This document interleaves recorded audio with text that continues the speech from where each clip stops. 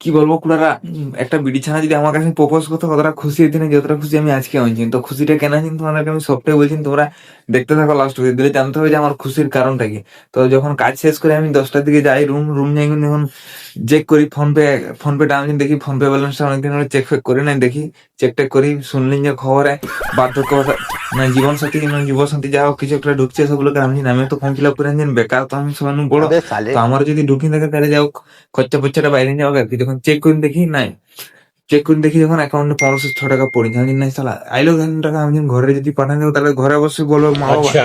নাই তো কেন পাঠাবো। তারপর আমি আরেকটা যে ছানার সঙ্গে কাজ করতেছিল ওকে বলছি, তাহলে তাই দেখি ও বলছে দাঁড়া আমি তাহলে আমার বল খামারটাই চেক করেছি, আমারও বল খামারটা তো অনেকদিন হলো वो ফাঁকা अलग পড়েছে। ही लेवल का ওই बंदा যখন था। চেক করে বলছে আমার 1500 টাকা ঢুকিনি, আমি তাহলে ঠিক এটা লক্ষ্মী ভান্ডার মানে না যুব শান্তি না নারায়ণ ভান্ডার বিধবা ভাতা বার্ধক্য ভাতা যা হোক একটা ভাতা আমি থাকবো ঢুকেছে। আমি তাহলে ঠিক আছে এখন চালু হয়ে নিয়েছে, তখন মাকে বলতে হবে যে সারা যেমন अबे साले। পাত্রী দেখে তুরন্ত ব্যয় করে নিতে হবে। সরকারি চাকরি, হ্যাঁ এমনি সেমনি অফার নাকি 500 টাকা করে মাসে।